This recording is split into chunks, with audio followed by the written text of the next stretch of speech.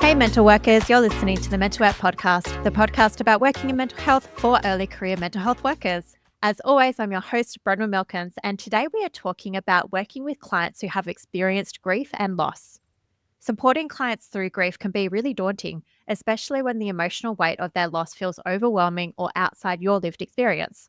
In this episode, we'll unpack evidence-based approaches, practical tips, and common mistakes to avoid so you can feel more confident in navigating these deeply human and often challenging conversations. Here to help us out with this topic is our guest today, Richard Sedgman. Hi, Richard. Yeah, hi, Bronwyn. Thanks for having me. It's such a pleasure to have you on. Could you please start off by telling listeners who you are?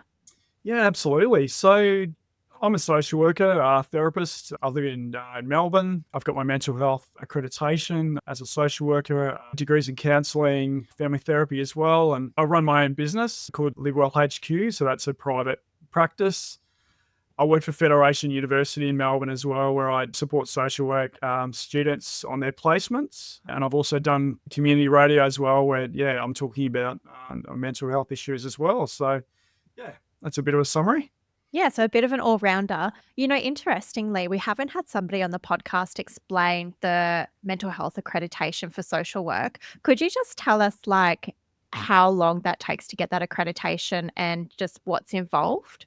Yeah, absolutely. Look, I can't lie, it's a bit of a nightmare. There's a lot of paperwork. You have to have experience working in the mental health field. So I was working in a hospital in Melbourne, an inpatient unit for mental health and also addiction. So that certainly helped to go towards those hours. There's a lot of paperwork, but I'm so glad that I've done it, and I use it every day. And for clients to be able to claim on Medicare as well is really super important. Yeah, so it was getting the hours in mental health. And is there a few case studies or requirements that you have to do as well? Yeah, you do. So at the end, you have to do an exam, which I think went for about 3 hours. And so Wow. you've got to do, I think there's two case studies, which are really, really thorough, just going through the whole process and, what sort of strategies that you use with them. And yeah, it was very challenging. Yeah, totally. I can hear it and see it as I'm talking to you that you're like, oh my gosh, I'm so glad that's over. I'm very relieved it's over. Yeah, and it's good that you've got it. So thanks for explaining that. So we're talking about grief and loss today. And how did you come to be interested in working with clients who have experienced grief and loss? Yeah, so in private practice, and I guess all of my social work roles, I was exposed to grief and loss with different client situations. But I think my passion for it kind of really grew after I went into palliative care for 3 years. That was probably the most challenging role I've ever had, but also the most satisfying one as well. I think I really learnt a huge amount about grief and loss, and working with people at end of life and families afterwards was really an extraordinary experience for me. And I learned a lot about the right and wrong ways to help clients, with grief and loss. So amazing experience. I'm interested whether working in palliative care, was that towards the start of your career or did you have a bit of experience behind you? Yeah, so I definitely had a bit of experience behind me before I did that job, which I'm really, really glad that I did, because I think if someone was just coming, straight out of uni into palliative care, I think they would struggle. I think having life experience is incredibly important in that area. So I've never worked in palliative care before. How would you describe it overall? Is it extremely rewarding or is it just overwhelmingly challenging? I just imagine it's, full of lots of emotions. As I said, it was definitely the most challenging area that I've ever worked in, but also the most impactful on me. I think, it really made me question my own mortality as well. And when you're seeing people at end of life, there's kind of really no BS anymore.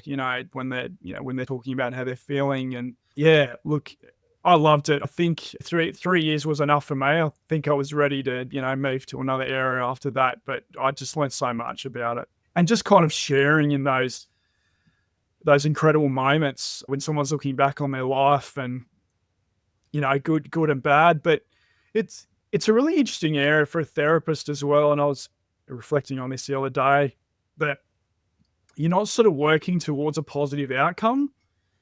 And I think that does make it quite tricky as a therapist, because in palliative care, all of your clients are gonna die, and you can't really put a positive spin on it for families. As a therapist, you really got to look at it in a bit of a different way than maybe what you normally would. Mm. Yeah, absolutely. That's a really interesting insight that you've just described. I was thinking as you were saying that sometimes as therapists, we feel discomfort talking with clients about their problems. And so we want to put a positive spin on it. But like you cannot do that with palliative, like you said. So it's like you just have to sit with your own emotions in that. Absolutely, and I think it's one of the mistakes that therapists can make in this area, that we're so quick to find solutions and put a positive spin on it. But when you're sitting with someone who's got motor neurons disease and they're going through hell and their family's going through hell, you don't want to be sitting there trying to put a positive spin on it at all. No. It's actually quite offensive to them to even attempt to do that. So yeah, it's really about just kind of sitting in the space with them, which I think some therapists would actually really struggle to do.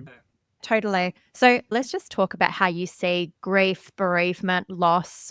Could you tell us a bit about those and potentially the differences? Yeah, absolutely. So there's differences and there's overlaps with all three of those things. So grief's about the response, physical, emotional, cognitive, response to loss. It could be losing someone through death, but it can also be other things as well. The loss in someone's life, loss of relationship, that's a huge one. Forced redundancies for people, and that's really tough, when they're not ready for retirement age. Grief, when someone gets sick, just trying to sort of make sense of that. So grief is subjective, and I guess you can have two clients in the same similar situation, but be feeling it in a different way. What stands out for me there is that grief doesn't have to involve the death of somebody or a pet, for instance. It can be like you are grieving over the loss of something that you had, like work, and then you no longer have that. Yeah, absolutely. So it's a loss of something that's really important in your life, and that means a lot to you. And yeah, as I said, that could be a few different things. Bereavement obviously is the death of a loved one, and that kind of needs a bit of a specific approach. I'd love to talk about some approaches. Maybe I'll start by sharing a little bit about how grief was for me when I first encountered it professionally. I had trained exclusively in cognitive behavioral therapy before I started working with clients. And when I was faced with my first client who had experienced grief, I quickly realized that cognitive behavioral therapy was not going to cut it here. And I didn't know what to do. So I looked at some stuff and I found some stuff. But a lot of it for me, what I realized was sitting with the client and being in that space with them. And I didn't really have a name for it, but I was like, this is what I'm going to do for now, as an early career psych. So I'm keen and curious to hear what some approaches you use or that you know about for working with clients who have experienced grief and loss. So I use a few different approaches, but one of the best ones, or one of the first ones I use, is the acceptance and commitment therapy, and that's really good for people that I guess are maybe a little bit stuck, having the complicated grief. And the basics with that one is just sitting, as hard as this is for clients, just sitting in that painful emotion. I think as a society, we're so quick to, I'm feeling slightly uncomfortable about something, and so I just want to wipe that. I don't want to feel it, but I think especially in grief, people do need to sit in it. And as a therapist, you can definitely help them with that. Promoting acceptance of painful emotions, instead of control or avoidance, that's a really important thing. Using value-based actions, reconnecting with life, just really, really labeling how you're feeling. As I said, just kind of sitting in that emotion. I really like ACT for that as well, because with grief, one understanding that I have with grief is that the feelings come in waves. So you might be good 1 second and then you see a loved one's shirt that they used to love wearing, and then the grief is overwhelming in that moment. But ACT can teach you to ride the waves and be like, oh, this is really painful. Okay. Yeah. Is that what you've found? Absolutely. And that's literally the example that I use for a lot of people. Is at the start of grief, it's like you're out in the ocean and you're getting hit by waves, and they're really strong and they're coming all the time, and you're barely able to get to the surface, to take a breath before you hit it again by the wave. But over time, as I say to people, the waves don't ever stop, but the waves do get more gentle, and there's a little bit more distance between the two waves, before they hit you. So I think people kind of like that analogy, and I think it sums up grief like incredibly well, actually. Yeah, I agree. Yeah, I like the wave analogy. How you explained that was really nice. Are there any other aspects of acceptance and commitment that you wanted to talk about, or are there any other approaches? Probably the one that I use the most from the ACT is the narrative therapy. So that's helping clients to reauthor their story after loss. This is a really, really huge one in grief and loss. It's not saying this is a good thing that you've lost that person, but I guess it's kind of reshaping their grief narrative, that it's okay to feel what you're feeling, but this doesn't have to be the end of your life. You can evolve into something else after losing that loved one, or the loss of whatever in your life. Do you find that narrative therapy or reshaping your story is good for people who are dying as well? Yeah, absolutely. So some of the most distressing ones that I saw were, the ones like the motor neurons disease, and the approach that I tried to use with them was that, I mean, there was a grief that they were not going to be able to experience anymore in their life, and their hopes and dreams that they had were obviously not going to happen. But it was really about looking back on their life and finding a sense of purpose and meaning. Because for someone to feel like their life has actually been of value is incredibly powerful for someone who's dying.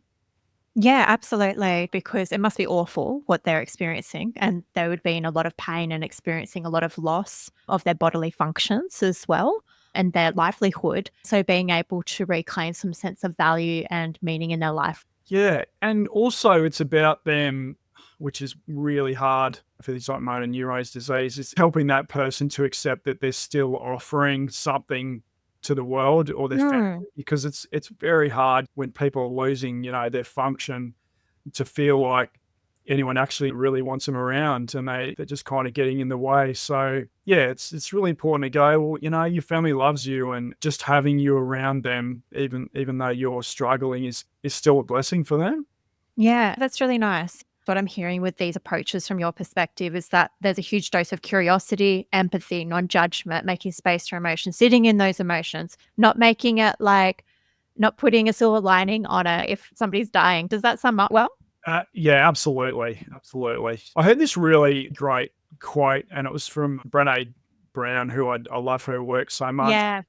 and it was saying, empathy's not about fixing someone's pain or pulling them out of a dark hole, but it's about climbing down into the hole with them and saying, "I know what it's like down here, and you're not alone." Mm. I love that quote so much, and yeah, I actually think about it a lot in sessions. I love that quote too. It like gives me shivers when like I heard you say that. It's so powerful. And yeah, I feel like it perfectly encapsulates everything we're trying to do. Absolutely, yeah. It actually completely changed me in my approach as a therapist when I heard that. So I want to turn to some early career applications here. I think many early career therapists worry about saying the wrong thing in grief work. And I feel like this is really understandable. It's like, I think the image that maybe early career psychs might have in their head is, say, a client comes to you and their partner has died, and then you say, "Oh, I'm so sorry to hear that." And then they snip at you and they're like, "What are you sorry about?" Or something like that. So I think they're afraid of saying the wrong thing.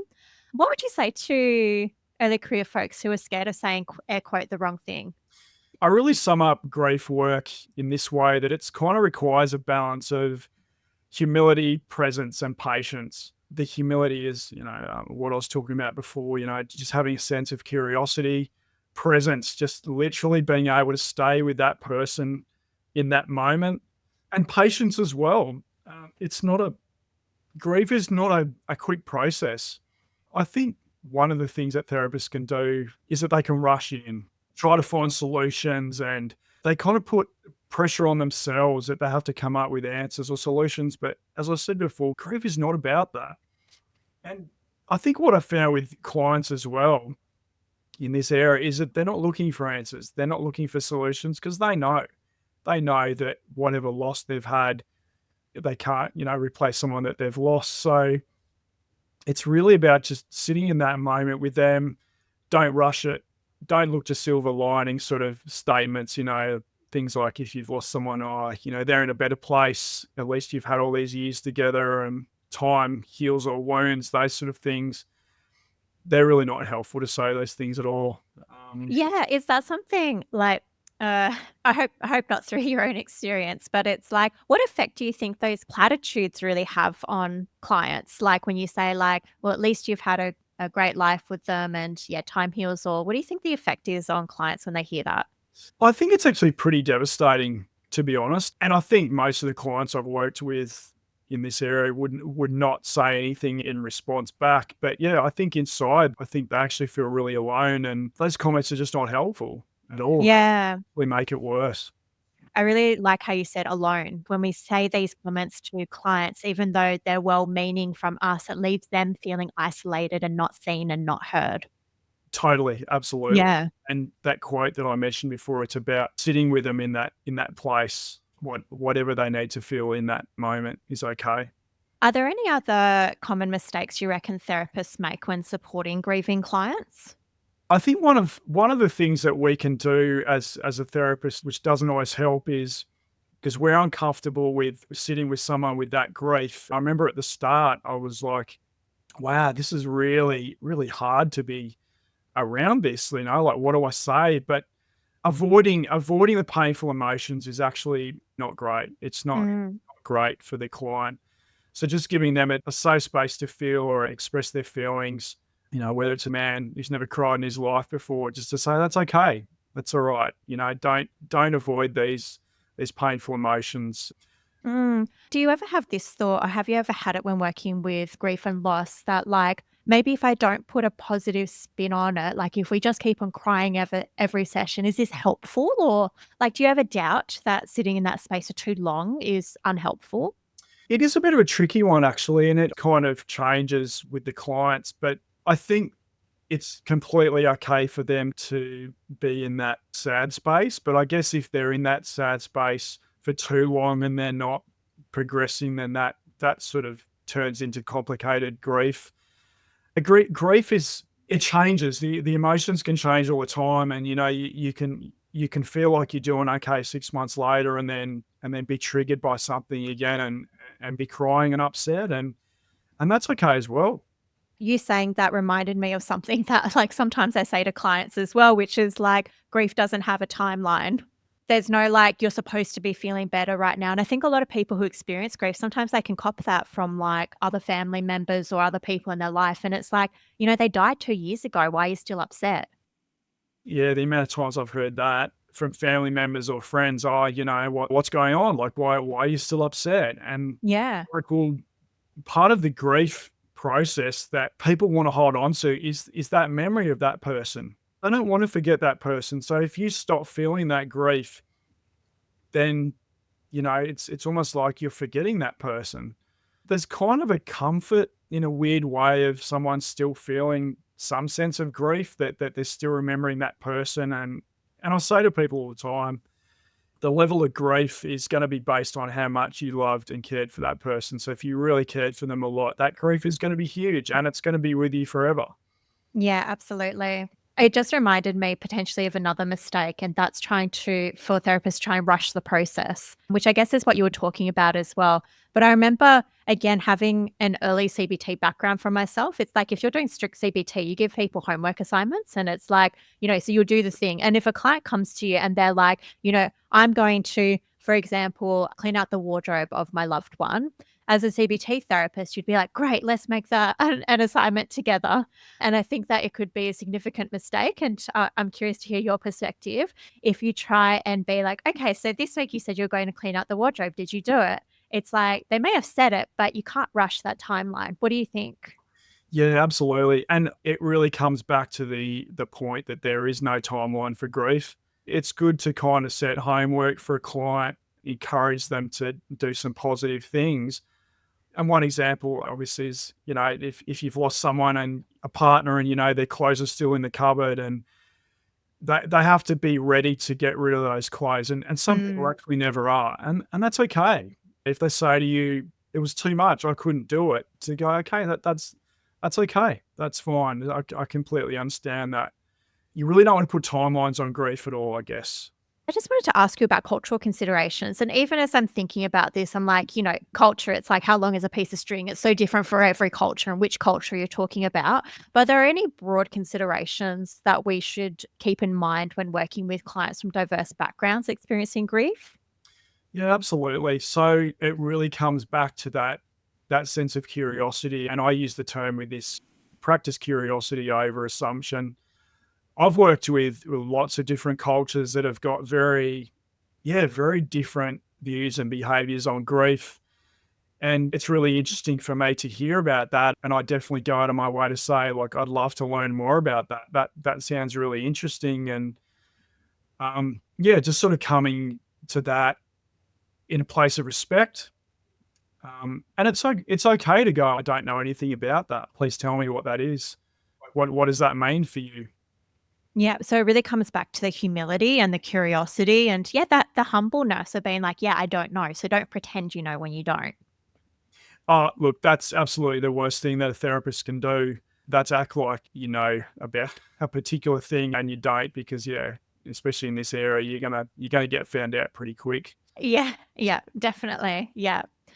Richard, this has been a really enlightening conversation. I've really gained a lot from listening to you and your experiences and your knowledge here. What do you hope that listeners will take away from our conversation today? It's really important not to feel worried about seeing clients with grief and loss. They are really emotionally challenging sessions. But as I said before, for me, I've found it a real privilege, to talk to people at end of life and people that have lost a lot. It's complicated, but it's kind of not complicated as a therapist. Empathy is kind of feeling with people. When someone's in a deep hole and they shout out from below, I'm stuck, it's dark. Empathy says, I'm going to climb down and sit beside you in that. And to me, that's even more powerful than you reaching down to support someone. You're actually getting down on the ground with them to be in that moment with them. And that's really, really powerful. The therapists don't need to be scared about working with grief and loss clients, as long as you're coming in with respect and empathy and a sense of curiosity. And you don't have to have had that life experience exactly the same as that person to be able to show those things. Awesome. Yeah, there's a lot of good stuff in there. Thank you so much, Richard. It's been a real pleasure. If listeners want to learn more about you or get in touch, where can they find you? I've got my business, Live Well HQ. So it's livewellhq.com.au. I'm on Instagram as well. If people want to contact me, more than happy to offer any support that I can. Awesome. Thank you so much. And I'll make sure I pop those links in the show notes. Thanks again. Thanks for having me. Appreciate it. No worries. Listeners, if you enjoyed this episode, please follow Mental Work Podcast, rate and review it on your podcast app, and share it with a friend or a colleague who might enjoy the conversation too. Thanks for listening to Mental Work. I'm Bron Milkins. Have a good one and catch you next time. Bye.